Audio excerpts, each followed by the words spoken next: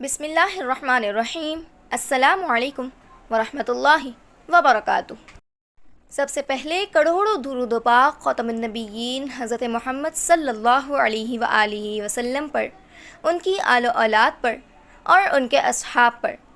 اللہ تعالیٰ مغفرت فرمائے میری، آپ کی اور تمام دنیا کے مسلمانوں کی، اور ان کی جو ایمان کی حالت میں اس دنیا سے جا چکے ہیں۔ پیارے ناظرین، جیسا کہ آپ کو معلوم ہے کہ ہم نے پیران پیر حضرت اقدس مولانا پیر ذوالفقار صاحب کی کتاب اہل دل کے تڑپا دینے والے واقعات سے ایک سلسلہ شروع کیا تھا، جس کا پارٹ 1 ہمارے چینل پر اپلوڈ ہو چکا ہے۔ اگر آپ ہمارے چینل پر نئے ہیں یا آپ نے وہ پارٹ 1 نہیں دیکھا تو ڈسکرپشن میں دیے گئے لنک پر کلک کریں اور اس کو دیکھیں۔ تو آج کے اس سلسلے میں پارٹ 2 میں ہم جن واقعات کا ذکر کریں گے ان میں سے پہلا واقعہ یہ ہے، ذکر اللہ کے کس قدر شیدائی تھے وہ۔ حضرت عبداللہ استخری رحمہ اللہ علیہ ایک اللہ والے بزرگ تھے، ذکر و اذکار میں لگے رہتے تھے۔ ذکر کرتے کرتے جب ان پر فنائیت کی حالت آئی تو ذکر کی مستی ایسی سوار ہوئی کہ اب ذکر چھوڑنے سے بھی نہ چھوٹے۔ ایسی حالت میں روحانی طور پر تو مزے ہوتے ہیں کہ انسان باطنی ترقی کر رہا ہوتا ہے، لیکن جسم پر بوجھ ہوتا ہے کہ جسم ان کیفیات کو برداشت نہیں کرتا۔ اب وہ بزرگ چاہتے تھے کہ کچھ دیر ذکر چھوڑ کر ذرا جسم کو آرام دوں، لیکن ذکر سے اب غفلت ہوتی نہ تھی۔ آخر انہوں نے دھیان ہٹانے کے لیے شکار کا پروگرام بنایا اور اپنے ہمراہیوں کے ساتھ جنگل کو نکلے، لیکن شکار میں بھی ذکر کی حالت سے چھٹکارا نہ ملا۔ اب تو وہ بہت پریشان ہو گئے، اور اس پریشانی کی حالت میں ان کی زبان سے جو الفاظ نکلے وہ بڑے عجیب ہیں۔ فرماتے ہیں، اللہ اس شخص کے سب گناہوں کو معاف کر دے جو مجھے ایک لمحے کے لیے اللہ کے ذکر سے غافل کر دے۔ تو فنائیت میں بندے کی یہی حالت ہو جاتی ہے کہ کوشش کرنے سے بھی دل میں غفلت نہیں آتی، لہٰذا ذکر خدا میں فنا ہو جائیے اور اس کا مصداق بن جائیے۔ نور میں ہو یا نار میں رہنا، نور میں ہو یا نار میں رہنا، ہر دم ذکر یار میں رہنا، چند جھونکے خزاں کے سہ لو، پھر ہمیشہ بہار میں رہنا۔ آج کی ویڈیو کا دوسرا واقعہ ہے، ہر دل میں رب رب کی آواز۔ ایک مرتبہ مجھے امریکہ میں اپنے ایک دوست کے پاس جانا پڑا۔ وہ دل کے بڑے اسپیشلسٹ ڈاکٹر تھے۔ مجھے وہاں چند دن ٹھہرنا تھا۔ مجھے کہنے لگے، حضرت میں آپ کو اپنا دفتر دکھانے کے لیے لے جاؤں گا اور وہاں دعا بھی کرواؤں گا۔ میں نے کہا، بہت اچھا۔ چنانچہ ایک دن وہ مجھے اپنے دفتر میں لے گئے۔ انہوں نے مجھے کہا کہ میں یہاں دل کا بڑا اسپیشلسٹ ہوں، اور پھر کہنے لگے کہ میں مختلف مشینوں کے ذریعے دل کے کام کو چیک کرتا ہوں کہ یہ ٹھیک کام کر رہا ہے یا نہیں۔ ان مشینوں میں سے ایک مشین کا نام ایکو کارڈیو تھا۔ میں نے پوچھا، اس مشین کا کیا کام ہے؟ وہ کہنے لگے کہ اس کے ذریعے دل میں خون کے آنے اور جانے کی پوری تصویر اسکرین پر آ جاتی ہے اور باقاعدہ اس کی آواز بھی سنائی دیتی ہے۔ وہ مجھے کہنے لگے، حضرت اب میں آپ کی دل کی کیفیت چیک کرتا ہوں۔ ساتھ اور بھی لوگ تھے۔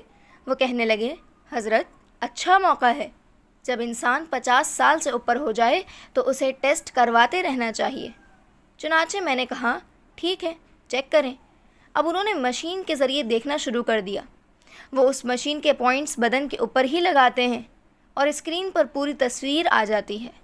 دل کیسے سکڑ رہا ہوتا ہے، کیسے پھیل رہا ہوتا ہے، خون کو کیسے لے رہا ہوتا ہے، کیسے دے رہا ہوتا ہے، یہ پوری رنگدار تصویر آ جاتی ہے۔ جب انہوں نے مجھے وہ تصویر دکھائی تو پوچھنے لگے، حضرت کیا میں آپ کو آپ کے دل کے پمپ کی پوری آواز بھی سناؤں؟ میں نے کہا، سنائیں۔ چنانچہ اب انہوں نے ایک بٹن کو آن کر دیا تو ہمیں دل کی آواز سنائی دینے لگی۔ ساتھ ساتھ یہ بھی نظر آ رہا تھا کہ دل باقاعدہ پیچھے سے خون لے رہا ہے اور آگے خون دے رہا ہے۔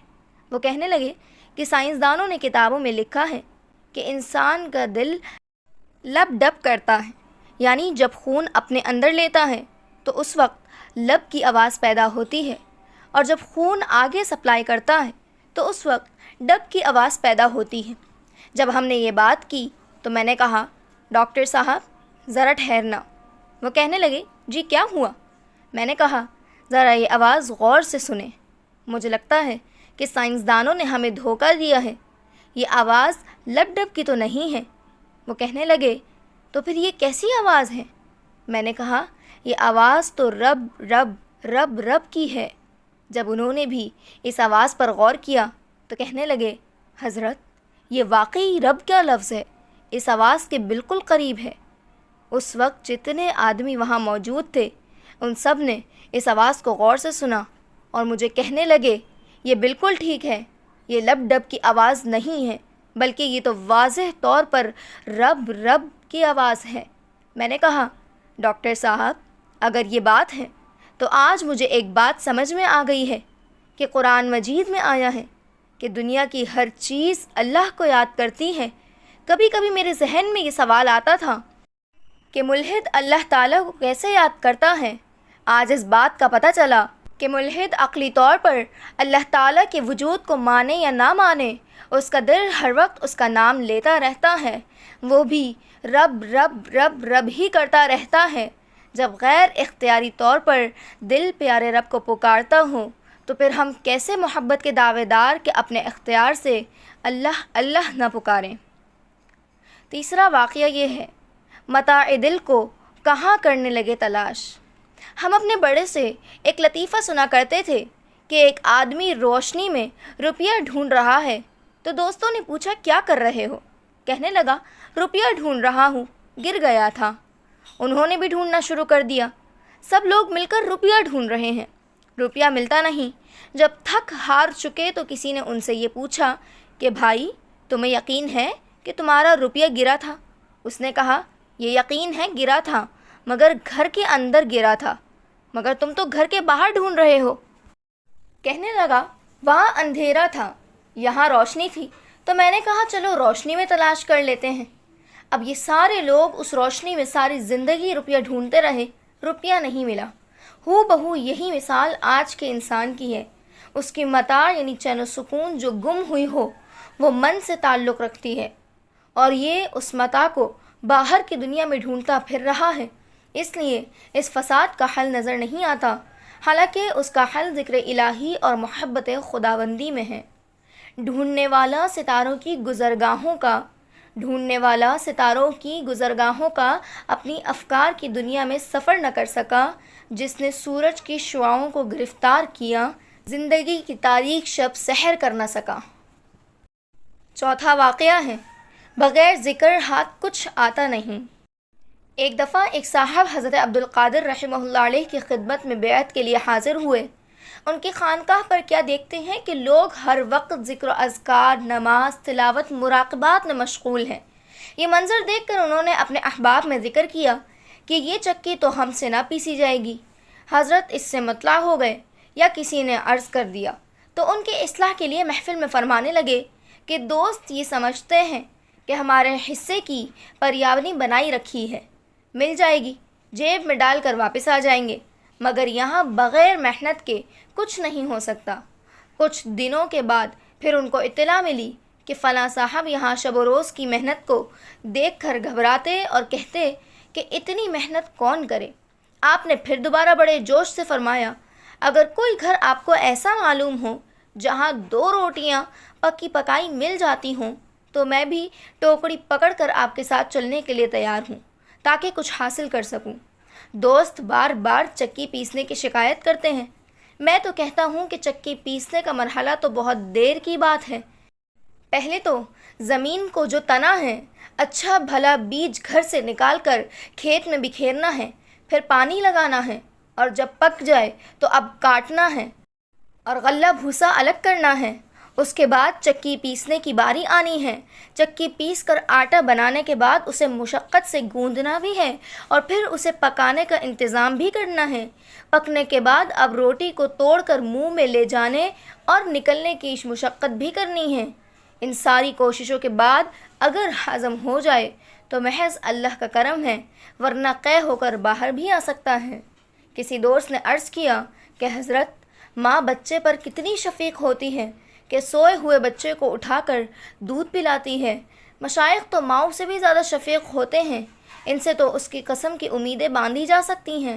اس پر حضرت رحمہ اللہ علیہ نے فرمایا کہ بھائی ماں کا کام تو بچے کو دودھ دینا ہے، اگر بچے میں ہی اس کو نگلنے کی اہلیت نہ ہو تو اس میں ماں کا کیا قصور ہے یا اس کی شفقت میں کیا کمی ہے؟ اسی طرح اللہ پاک توفیق بھی دیتے ہیں، مگر یہ بندے کا قصور کہ اپنی زبان و دل کو یاد الہی میں مشغول نہیں رکھتا۔ ایک اور واقعہ ہے، غفلت کے ساتھ ذکر بے سود نہیں۔ ایک ڈاکو تھا، وہ اپنی ضعف پیروی میں شیخ بن گیا اور لوگوں کو بیعت بھی کرنا شروع کر دیا۔ اللہ کے یہاں تو اخلاص کی قدر ہے، چنانچہ طالبین کو ان کے اخلاص کی وجہ سے خوب فائدہ ہوا اور روحانی طور پر کشف بھی ہونے لگے۔ ایک مرتبہ ان طالبین کی جماعت نے شیخ سے عرض کیا کہ ہم نے مراقبے میں مشائخ کے مقامات کو دیکھا ہے اور سب اکابر کے مقامات معلوم ہو گئے، مگر حضرت کا مقام شاید اتنا بلند ہے کہ ہم سب مل کر بھی اس کو نہیں پہچان سکے۔ اللہ تعالیٰ کے نام میں برکت تو ہوتی ہی ہے، اس سے کون انکار کر سکتا ہے؟ اللہ کے نام میں برکت ہوتی ہے، چاہے کتنی ہی غفلت سے لیا جائے۔ چنانچہ اس مصنوعی پیر پر بھی اللہ کے نام کا اثر ہو کر رہا۔ وہ مریدوں کی یہ بات سن کر بہت رویا اور پھر اس نے اپنی حقیقت ان کے سامنے بیان کی اور رو رو کر مریدوں سے درخواست کی کہ اب تم میری توبہ کے لیے دعا کرو۔ ان سب نے مل کر دعا کی تو اللہ نے اس پیر کو بھی نواز دیا۔ واقعہ ہے صحبت 100 سال کی عبادت کے برابر کیوں؟ مفتی اعظم پاکستان حضرت مفتی محمد شفیع صاحب رحمہ اللہ علیہ ایک مرتبہ حضرت اقدس تھانوی رحمہ اللہ علیہ کی خدمت میں حاضر ہوئے۔ حضرت عام طور پر یہ دیکھا گیا کہ شعراء حضرات جب اپنا کلام لکھتے ہیں تو افراط و تفریط کے شکار ہو جاتے ہیں، جس طرف رجحان ہوتا ہے بات کو لمبی کر دیتے ہیں اور جہاں نہیں ہوتا اس کا ضرورت سے زیادہ گھٹا دیتے ہیں۔ تو مجھے لگتا ہے کہ مولانا روم رحمہ اللہ علیہ نے بھی ایک شعر میں کچھ ایسا ہی عمل کیا۔ کون سا شعر؟ کہا کہ انہوں نے فرمایا، یک زمانہ صحبت با اولیاء بہتر از 100 سالہ طاعت بیریا، کہ اولیاء اللہ کی صحبت میں ایک لمحہ بیٹھنا 100 سال کی بیریا عبادت سے بہتر ہے۔ اگر عبادت کہہ دیتے تو بھی بات سمجھ میں آتی، نہیں 100 سال کی بیریا عبادت۔ حضرت اقدس تھانوی رحمہ اللہ علیہ بھی حکیم الامت رحمہ اللہ علیہ تھے۔ فرمایا کہ اس شعر کو میں پڑھوں؟ جی حضرت، فرمائیں، یک زمانہ صحبت با اولیاء بہتر از 100 سالہ طاعت بیریا۔ اس کی وجہ یہ ہے کہ عبادت پر حسن خاتمہ اور نجات کا وعدہ نہیں، جبکہ صحبت پر کم از کم حسن خاتمہ ضرور حاصل ہوتا ہے۔ ایک اور واقعہ ہے، صحبت کی برکت۔ ایک چونٹی کے دل میں خواہش پیدا ہوئی کہ میں کسی طرح خانہ کعبہ پہنچوں اور بیت اللہ کی زیارت کروں، لیکن وہ تو وہاں سے کوسوں دور تھی۔ وہ روزانہ سوچتی اور رہ جاتی کہ میں چھوٹی مخلوق ہوں، بھلا وہاں کیسے پہنچ سکتی ہوں۔ ایک دفعہ جہاں وہ رہتی تھی کبوتروں کا ایک قول آ گیا اور کھیتوں سے دانہ وغیرہ چگنے لگا۔ چونٹی نے یہ کیا کہ ایک کبوتر کے پنجے سے چمٹ گئی اور جیسے ہی کبوتر نے اڑان بھری وہ بھی اس کے ساتھ ہی اڑ گئی۔ آخر کار کبوتر خانہ کعبہ پہنچ گئے تو وہ بھی خانہ کعبہ پہنچ گئی اور اپنی مراد کو پا لیا۔ اب دیکھیں کہ تھی تو وہ چونٹی ہی، کبوتر تو نہیں بن گئی، لیکن کبوتر کے ساتھ لگنے کی وجہ سے جہاں کبوتر پہنچا وہاں پہنچ گئی۔ یہی حال اولیاء اللہ کی صحبت کا ہے کہ ان کے ساتھ لگنے کی وجہ سے کم تر شخص بھی کسی مرتبے کو پا لیتا ہے۔ حضرت امیر معاویہ رضی اللہ تعالی عنہ عمر بن عبدالعزیز رحمہ اللہ علیہ سے افضل کیوں؟ حضرت عبداللہ بن مبارک رحمہ اللہ علیہ سے کسی نے سوال پوچھا کہ حضرت سیدنا امیر معاویہ رضی اللہ تعالی عنہ کا درجہ بڑا ہے یا عمر بن عبدالعزیز رحمہ اللہ علیہ کا؟ عمر بن عبدالعزیز رحمہ اللہ علیہ بعد کے دور کے تھے اور خلیفہ عادل تھے، جبکہ سیدنا امیر معاویہ رضی اللہ تعالی عنہ کے زمانے میں بہت لڑائیاں رہیں اور انہیں جنگوں کی وجہ سے حالات پر امن نہ تھے۔ اسی لیے اس آدمی نے ان دو شخصیات کے بارے میں سوال کیا۔ حضرت عبداللہ بن مبارک رحمہ اللہ علیہ نے ایسا جواب دیا جو سونے کی روشنائی سے لکھنے کے قابل ہے۔ فرمایا، جب سیدنا امیر معاویہ رضی اللہ تعالی عنہ نبی اکرم صلی اللہ علیہ وآلہ وسلم کے ہمراہ جہاد کے لیے نکلے اور ان کے گھوڑوں کے نتنوں میں جو گرد اور مٹی جا پڑی، عمر بن عبدالعزیز رحمہ اللہ علیہ سے بھی اس مٹی کا رتبہ بڑا ہے۔ تو یہ فرق کس وجہ سے پڑا؟ صحبت کی وجہ سے پڑا۔ جو نعمتیں اور برکتیں صحبت سے ملتی ہیں وہ اس کے بغیر بندے کو حاصل نہیں ہو سکتی۔ ہمارے اکابر علماء دیوبند میں حضرت گنگوہی رحمہ اللہ علیہ کو فقہ میں ممتاز حیثیت حاصل ہے، فقہ امت تھے۔ جب تعلیم سے فارغ ہوئے تو دل میں خیال آیا کہ تھانہ بھون جائیں اور حضرت حاجی امداد اللہ رحمہ اللہ علیہ کے پاس ایک دن رہ کر آئیں، جیسے طلباء جاتے ہیں دعائیں کروانے کے لیے، ملنے کے لیے، زیارت کے لیے۔ اب جب یہ گئے، حضرت حاجی صاحب سے ملاقات ہوئی تو ملاقات کے بعد واپسی کی اجازت مانگی۔ حضرت حاجی صاحب نے فرمایا کہ میاں رشید احمد، آپ کچھ دن ہمارے پاس بھی رہ جائیے۔ انہوں نے تھوڑے سے تأمل کے بعد عرض کیا، جی بہت اچھا۔ حاجی صاحب نے خادم سے فرمایا کہ بھائی میاں رشید احمد کی چارپائی ہماری چارپائی کے قریب ڈال دینا، بس اسی میں کام ہو جانا تھا۔ سو گئے۔ فرماتے ہیں کہ جب تہجد کا وقت ہوا تو میری آنکھ کھلی، میں نے دیکھا کہ کوئی نفلیں پڑھ رہا ہے، کوئی ذکر و اذکار کر رہا ہے، کوئی دعائیں مانگتے ہوئے رو رہا ہے، کوئی سجدے میں رو رہا ہے۔ عجیب کیفیت تھی خانقاہ میں۔ فرماتے ہیں کہ میرا نفس تو چاہتا تھا کہ لیٹا رہوں، سویا رہوں، مگر دل نے کہا کہ رشید احمد، ورثۃ الانبیاء میں شمولیت کی تمنا تو تمہیں بھی ہے، اور انبیاء کرام کا خلق تو یہ تھا کہ وہ لوگ رات کو بہت کم سوتے تھے اور آخری شب میں استغفار کیا کرتے تھے۔ کہنے لگے مجھے آیتیں یاد آنی شروع ہو گئیں، احادیث یاد آنی شروع ہو گئیں، حتیٰ کہ بستر نے مجھے اچھال دیا۔ میں اٹھ بیٹھا، میں نے بھی وضو کیا اور کچھ نفلیں پڑھیں، اور اس کے بعد جیسے اور لوگ ذکر کر رہے تھے میں نے بھی ذکر شروع کر دیا۔ فرماتے ہیں کہ فجر کی نماز پڑھ کر حاجی صاحب کے پاس آیا تاکہ رخصت ہونے کی اجازت مانگوں۔ حضرت حاجی صاحب نے پوچھا، میاں رشید احمد، اگر ذکر کرنا ہی ہے تو پھر سیکھ کر کیوں نہیں کرتے؟ میں نے کہا حضرت سکھا دیجئے۔ اسی وقت بیعت ہو گئی۔ بیعت ہونے کے بعد میری حالت بدل گئی۔ میں نے فیصلہ کیا کہ اب 40 دن یہیں گزاروں گا۔ حضرت نے بھی رکھ لیا۔ اب ذکر شروع ہو گیا، اذکار بتانے لگ گئے۔ 1 مہینہ محنت رہی۔ اپنی چراغ بتی تو پہلے ہی ٹھیک کر آئے تھے، حاجی صاحب نے تو فقط اس کو سلگانا تھا، آگ لگانی تھی، بھڑکانا تھا۔ 1 مہینے کے اندر الحمدللہ ان کا کام بن گیا۔ حاجی صاحب نے جب دیکھا کہ اب ان پر ذکر کے اثرات کافی گہرے نظر آتے ہیں تو حاجی صاحب نے امتحان لیا۔ یہ اللہ والے بھی امتحان لیتے ہیں، یہ بھی جانچ پڑتال کرتے ہیں، آزماتے ہیں کہ بندے پر ذکر کا اثر ہوا بھی ہے یا نہیں۔ ایک مرتبہ حضرت حافظ ضامن شہید رحمہ اللہ علیہ حضرت امداد اللہ مہاجر مکی رحمہ اللہ علیہ کے گھر پہنچے تو دسترخوان پر تکلف کھانوں سے سجا ہوا تھا، مگر حاجی صاحب رحمہ اللہ علیہ نے تھوڑی سی دال اور 2 روٹی حضرت گنگوہی رحمہ اللہ علیہ کے ہاتھ میں دے دی اور کہا، میاں رشید احمد وہاں بیٹھ کر کھا لو۔ حاجی صاحب رحمہ اللہ علیہ خود تو کھا رہے تھے مرغے، اور ان کو دے دی دال روٹی۔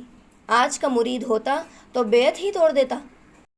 کہتا پیر صاحب میں عدالت نہیں ہے، وہ تو سمجھتے تھے کہ اللہ والے بڑے دانا ہوتے ہیں، حکیم ہوتے ہیں، ان کے ہر فعل میں کوئی نہ کوئی حکمت ہوتی ہے۔ حضرت گنگوہی رحمہ اللہ علیہ دسترخوان کے کونے پر بیٹھ کر کھانے لگ گئے۔ حاجی صاحب رحمہ اللہ علیہ کچھ دیر تو بیٹھے کھانا کھاتے رہے، پھر کچھ دیر کے بعد ایسے فرمانے لگے جیسے کوئی غصے میں بات کرتا ہے۔ فرمایا، میاں رشید احمد۔ عرض کیا، جی حضرت۔ فرمایا، دل تو چاہتا تھا تجھے اور بھی دور بٹھاؤں، یہ تم پر احسان کیا کہ دسترخوان کے کونے پر بٹھا دیا۔ ایک تو دی دال اور اوپر سے احسان کے دسترخوان کے کونے پر بٹھا لیا۔ یہ الفاظ جب کئی لوگوں کے سامنے کہے جائیں اور وہ بھی کسی بڑے عالم سے تو نفس زیادہ بھڑکتا ہے۔ اس کے بعد حاجی صاحب نے آپ کے چہرے کو دیکھا کہ نفس بھڑکتا ہے یا نہیں، مگر وہاں تو نفس مٹ چکا تھا، پامال ہو چکا تھا۔ انہوں نے جب یہ سنا تو چہرے پر بشاشت آ گئی اور کہنے لگے کہ حضرت آپ نے سچ فرمایا، میں تو آپ کے جوتوں میں بیٹھنے کے قابل بھی نہیں تھا، یہ تو آپ کا احسان ہے کہ آپ نے دسترخوان کے کونے پر بٹھا لیا۔ حاجی صاحب رحمہ اللہ علیہ نے جب دیکھا کہ نفس بھڑکنے کے بجائے چہرے پر بشاشت ہے تو فرمایا، الحمدللہ، ذکر کے اثرات نمایاں نظر آتے ہیں۔ چنانچہ دعوت کے بعد واپس آ کر حاجی صاحب رحمہ اللہ علیہ نے اجازت و خلافت عطا فرما دی۔ اب جو اجازت دی تو حضرت گنگوہی رحمہ اللہ علیہ بڑے حیران، کہنے لگے کہ حضرت مجھے تو اپنے اندر کچھ نظر نہیں آتا۔ حاجی صاحب نے فرمایا، رشید احمد، تمہیں یہ اجازت اسی لیے دی گئی کہ تمہیں اپنے اندر کچھ نظر نہیں آتا، اگر نظر آتا تو یہ کبھی نہ دی جاتی۔ خیر، اس کے بعد فارغ ہوئے اور اپنے گھر آ گئے۔ 1-2 سال پھر گنگوہ میں رہ کر کام کیا تو ایک مرتبہ حضرت حاجی صاحب رحمہ اللہ علیہ قدرتا گنگوہ تشریف لے آئے۔ جب ملاقات ہوئی تو حضرت حاجی صاحب نے ایک عجیب بات پوچھی جو یاد رکھنے کے قابل ہے اور سونے کی سیاہی سے لکھے جانے کے قابل ہے۔ حضرت حاجی صاحب نے فرمایا کہ میاں رشید احمد، یہ بتاؤ کہ بیعت ہونے سے پہلے اور بیعت ہونے کے بعد تمہیں اپنے اندر کیا تبدیلی محسوس ہوئی؟ اصولی سوال تھا۔ جب یہ سوال پوچھا تو حضرت گنگوہی رحمہ اللہ علیہ تھوڑی دیر سوچتے رہے، پھر فرمانے لگے کہ حضرت، مجھے اپنے اندر 3 تبدیلیاں نظر آئیں۔ پہلی تبدیلی تو یہ ہے کہ بیعت ہونے سے پہلے مجھے کئی دفعہ مطالعے کے دوران اشکال پیش آتے تھے، ان کے لیے حاشیہ دیکھنا پڑتا تھا، شروحات دیکھنی پڑتی تھیں اور کافی ساری محنت کرنی پڑتی تھی، تب وہ اشکال دور ہوتے تھے۔ اب جب سے بیعت ہوا ہوں اشکال پیش ہی نہیں آتے، خود بخود رفع دفع ہو جاتے ہیں، ذہن میں اللہ تعالیٰ ان کے جوابات ڈال دیتے ہیں۔ دوسری تبدیلی یہ آئی کہ امور شرعیہ امور طبعیہ بن گئے، یعنی جو بھی شریعت کے احکام ہیں ان پر عمل کرنے کے لیے مجھے نفس کو تیار نہیں کرنا پڑتا، بے ساختگی کے ساتھ میں احکام شریعت پر عمل کرتا رہتا ہوں۔ تیسری تبدیلی یہ پیش آئی کہ دین کے معاملے میں حق بات کہہ دیتا ہوں، اب میں کسی ملامت کرنے والے کی ملامت کی پرواہ نہیں کرتا۔ جب حاجی صاحب رحمہ اللہ علیہ نے سنا تو فرمایا الحمدللہ میاں رشید احمد، دین کے 3 درجے ہیں۔ دین کا پہلا درجہ علم ہے، اور اس علم کا کمال یہ ہے کہ آدمی کو نصوص شریعہ میں کہیں تعارض نظر نہ آئے، اگر یہ کیفیت ہے تو پھر علم کامل ہے۔ دوسرا درجہ عمل ہے، اور اس کا کمال یہ ہے کہ مکروہات شریعہ مکروہات طبیعہ بن جائیں، جن چیزوں سے شریعت نے کراہت کی طبیعت کی ان سے کراہت کرے، یہ بھی عمل کا کمال ہے۔ تیسرا درجہ اخلاص ہے کہ انسان خالصتاً لوج اللہ عمل کرے، حتیٰ کہ ملامت کرنے والے کی ملامت کی پرواہ نہ کرے، لوگوں کی مدح و ذم انسان کی نظر میں برابر ہو، یہ اخلاص کا کمال ہے۔ مبارک ہو اللہ تعالیٰ نے آپ کو علم میں بھی کمال عطا فرما دیا، عمل میں بھی عطا کر دیا اور اخلاص میں بھی عطا کر دیا۔ یہ ہے صحبت شیخ کا فائدہ کہ جس نے اتنے زبردست عالم و فقیہ محدث و زاہد کے قلب میں جلا پیدا کر دیا اور اخلاص و محبت کا خوف و خشیت اور آہوزاری کا پہاڑ بنا دیا۔ امید ہے آپ کو یہ ویڈیو پسند آئی ہوگی، لہذا اس ویڈیو کو لائک کریں، شیئر کریں اور ہمارے چینل کو ضرور لازمی سبسکرائب کر لیں تاکہ آنے والے پارٹ 3 کی نوٹیفیکیشن سب سے پہلے آپ تک پہنچ سکے۔ شکریہ۔